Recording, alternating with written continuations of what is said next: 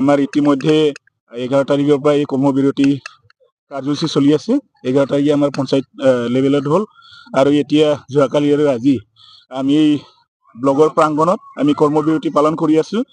আমাৰ বিশ্বাস আছে মুখ্যমন্ত্ৰী মহোদয়লৈ আৰু আমাৰ বিভাগীয় মন্ত্ৰী মহোদয়লৈ আমাৰ বিশ্বাস আছে তেওঁলোকে বহুতো বিভাগৰ কন্ট্ৰেকচুৱেল ষ্টাফখিনি তেওঁলোকে এতিয়ালৈকে 60 বছৰলৈকে চাকৰি সুনিশ্চিত কৰিছে আৰু তেওঁলোকৰ দৰমহা বৃদ্ধি কৰিছে। আমিও টানি অনুৰোধ জনাইছো, আমাৰো পৰিয়াল আছে, আমাৰো ল'ৰা ছোৱালী আছে, যাতে আমাৰ বিভাগৰ যিমান PNRDৰ কন্ট্ৰেকচুৱেল ষ্টাফ আছে আমাৰ PNRDৰ কন্ট্ৰেকচুৱেল ষ্টাফখিনিকো যাতে আপোনালোকে ভালদৰে বিবেচনা কৰি যাতে আমাৰ চাকৰি সুনিশ্চিত কৰিব লাগে 60 বছৰ বয়সলৈকে আৰু আমাৰ পাৰিতোষিক বৃদ্ধি কৰিব লাগে। বাজেটত যাতে আমাৰ মুখ্যমন্ত্ৰী মহোদয় আৰু বিভাগীয় মন্ত্ৰী মহোদয়ে যাতে আমাক মৰম কৰি যাতে কেবিনেটত আমাৰ কাৰণে কিবা এটা ভাল ডিচিশন ল'ব বুলি আমি আমাৰ সন্থাৰ তৰফৰ পৰা আপোনালোকলৈ টানি অনুৰোধ জনালো। আজি অল অসম এনৰেগা কন্ট্ৰেকচুৱেল কৰ্মচাৰীসকলে যোৱা 10 তাৰিখৰ পৰা আমি কাৰ্যসূচী আৰম্ভ কৰিছিলোঁ। 11 তাৰিখত আমি নিজৰ নিজৰ পঞ্চায়তত বহিছিলোঁ আৰু আজি আমি ব্লক অফিচত আৰু যোৱাকালি আৰু আজি দুদিনকৈ আমি পঞ্চায়ত উন্নয়ন খণ্ডত বহিছোঁহি।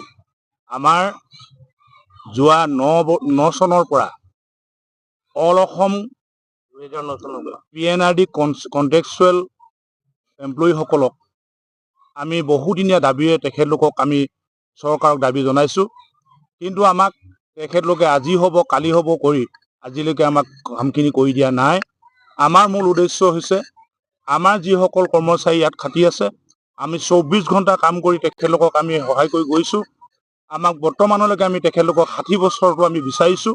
আমাক অন্ততঃ 60 বছৰটো আপোনালোকক ন্যূনতম 80 বছৰলৈকে আমাৰ চাকৰিটো সুনিশ্চিত কৰি দিব লাগে আৰু বেলেগ যিসকল কন্ট্ৰেকচুৱেল বা চৰকাৰী কৰ্মচাৰী তেখেতলোকে যি ধৰণে দৰমহা পায় আমাকো সেই সমকামৰ সমান দৰমহা আমাক দিব লাগে। আৰু আমাৰ চৰকাৰে এটা বস্তু প্ৰতি বছৰে আমাক কৈছিল যে আপোনালোকৰ 10%টো ইনক্ৰিমেণ্ট হিচাপে দিয়া হ'ব, কোনো ধৰণৰ আপোনালোকে সহায় কৰিব নালাগে, অফিচ আহিব নালাগে, আমি নিজে এইটো কৰি দিম। কিন্তু কৰি দিম বুলি আজি প্ৰতি বছৰ আমাক কৰি দিয়া নাই। আমি পুনৰ ফাইলৰ পকৰত দৌৰিবলগীয়া হৈছে। আমাক তালৈ বিভাগীয় কৰ্তৃপক্ষলৈ যোৱাৰ লগে লগে আমাক কয় আপোনালোকৰ ফাইল গৈ আছে, আপোনালোকৰ কাম হৈ আছে, এনেধৰণে আমাক প্ৰতিদিনে আমাক প্ৰতাৰণা কৰি গৈছে।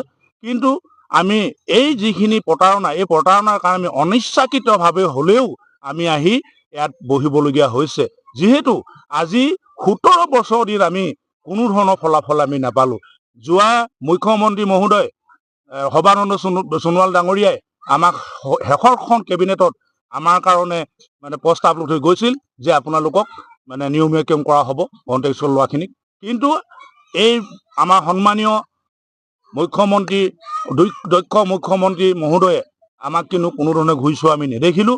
গতিকে আমাৰ ন্যায্য দাবীখিনি লৈ আমি 4টা দাবীয়ে আমি ইয়াত মানে সকলো ৰাইজ বহিছোঁ, আমাৰ কৰ্মচাৰীসকল বহিছোঁ আৰু যিদিনালৈকে আমি বিচৰা দাবীকেইটা তেখেতলোকে যদি পূৰণ কৰি নিদিয়ে অনাগত দিনতো আমি কাম কৰি যাবলৈ বাধ্য হ'ম।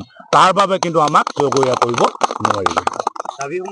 আমাৰ দাবীসমূহ আছিলে আমাৰ কন্ট্ৰেকচুৱেলৰ PNRD যিসকল কন্ট্ৰেকচুৱেলত আছে সকলোকে ঠিকাভিত্তিক কৰ্মচাৰীসকলক 60 বছৰ সুনিশ্চিত কৰিব লাগিব আৰু যিসকল চৰকাৰী কৰ্মচাৰীয়ে আমাৰ সমানে কাম কৰি আজি বহু টকা মানে বহু দৰমহা লৈ আছে কিন্তু আমাক একেবাৰে ন্যূনতম কিবা এটা দি পিনি আমাক ৰাখি থৈছে। তেখেতলোকে যেনেকৈ 24 ঘণ্টা কৰিছে আমিও 24 ঘণ্টা কৰিছোঁ, গতিকে সমকামৰ সম দৰমহা আমি পাব লাগিব।